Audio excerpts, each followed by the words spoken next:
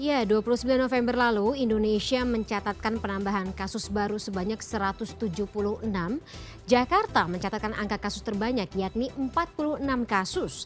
Di tengah ancaman varian baru dan juga jelang libur Natal tahun baru 2022, bagaimana antisipasi Pemprov DKI Jakarta? Kita bahas bersama Wagub DKI Jakarta Ahmad Riza Patria. Selamat malam Pak Wagub.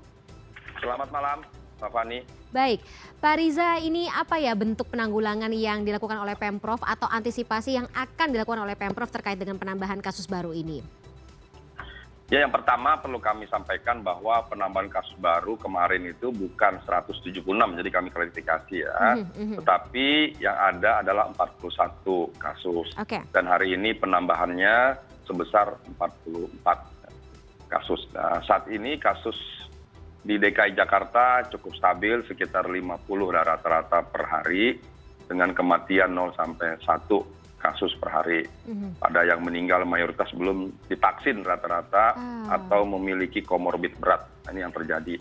Kita terus memberikan masukan dan berdiskusi dengan Satgas Pusat BNPB, dengan Kemenkes RI dan terus menjaga pintu-pintu masuk negara, itu harapan kita. Apalagi mau ada ini varian baru Omicron, ini perlu ada persiapan kita di pintu-pintu masuk di pelabuhan, di bandara.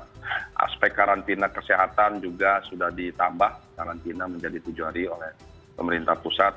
Sudah ada juga regulasi dan Kemenham untuk melarang selama 14 hari kedatangan dari 8 negara di Afrika dan juga SRVC Satgas Pusat. Jadi beberapa upaya kita lakukan, diantaranya Dinkes juga telah membantu perkembangan informasi mengenai Omicron dan sumber terpercaya dari WHO, Kemenkes, dan lain sebagainya.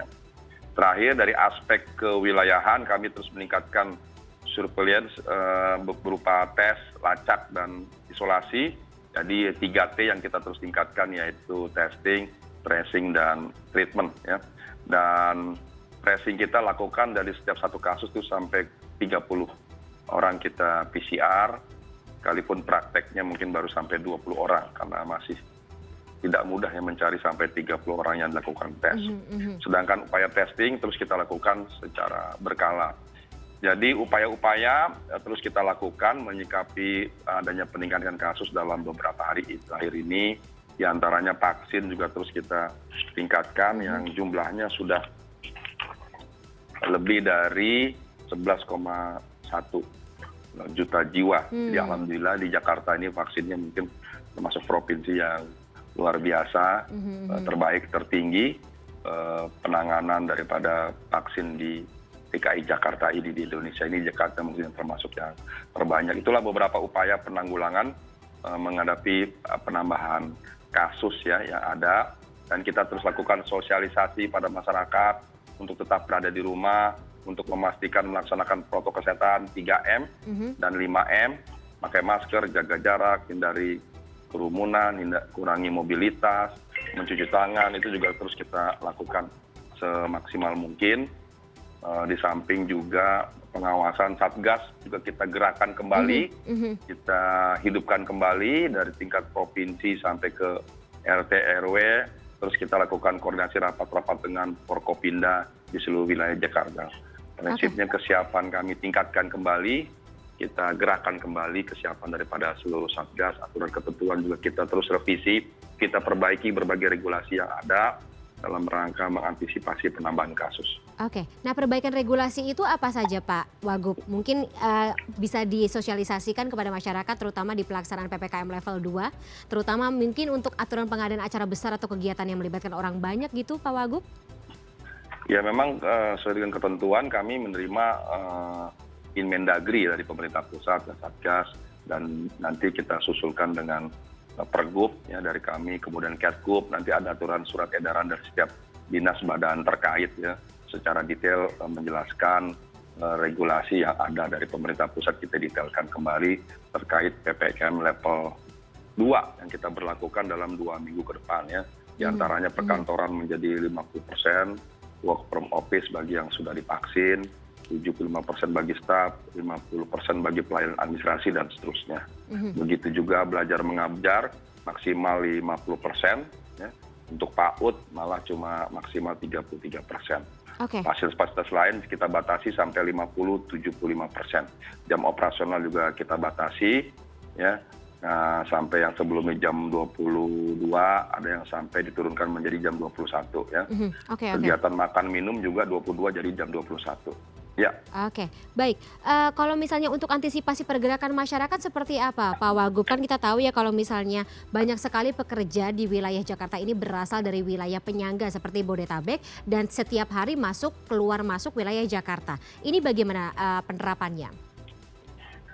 Ya memang satu langkah yang kita ambil adalah penerapan crowd free night ya. Jadi kita ingin mencegah kerumunan di jalan-jalan yang kita tahu biasanya sangat padat, itu nanti kita bebaskan.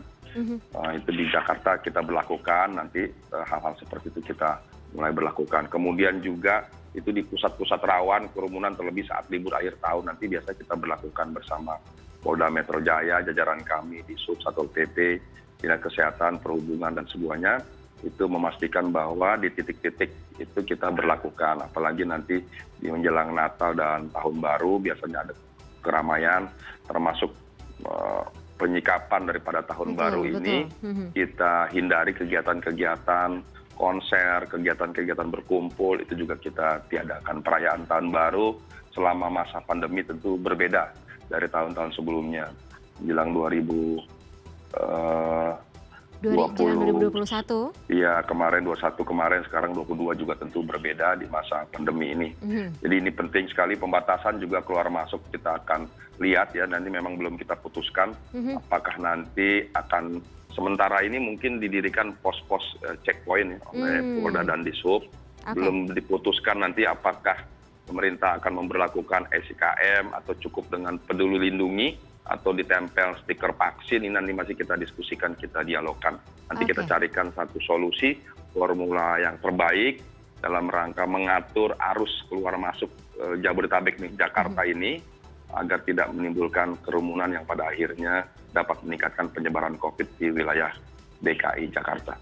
Oke, tapi untuk mitigasi dari kesehatan, kemudian juga rumah sakit, itu semuanya sudah siap ya, Pak Wagub? Ya tentu kalau fasilitas seperti itu DKI Jakarta selalu siap ya. Sekalipun sekarang kita sudah di level 2, bahkan sebelumnya di level 1, kesiapan rumah sakit rujukan, rumah sakit umum, tempat tidur, ruang ICU, obat-obatan, kemudian juga semua berbagai kelengkapan daripada penanganan COVID, pencegahan COVID, semuanya kita siapkan, termasuk nakesnya juga semuanya standby, siap, sekalipun memang tidak sesibuk ketika Juni Juli yang lalu. Prinsipnya semua fasilitas dan tenaga kesehatan itu siap untuk mencoba berupaya untuk mencegah dan menangani COVID. Ya kita harapkan sih jangan sampai sibuk lagi ya Pak ya, kayak waktu kasus meningkat dengan masif di Indonesia beberapa waktu belakangan. Terima kasih atas informasinya Pak Riza, kita tunggu bagaimana kebijakan ini akan berlaku ya jelang libur Natal dan juga Tahun Baru 2022. Tapi kita harapkan sekali lagi, sama-sama kita harapkan agar kasus tidak meningkat dengan cukup masif di tahun 2022 ke depan. Terima kasih atas waktunya Pak Riza sekali lagi telah bergabung bersama kami di CNN Indonesia Connected. Sampai jumpa, sehat selalu Pak. Ya terima kasih, sama-sama.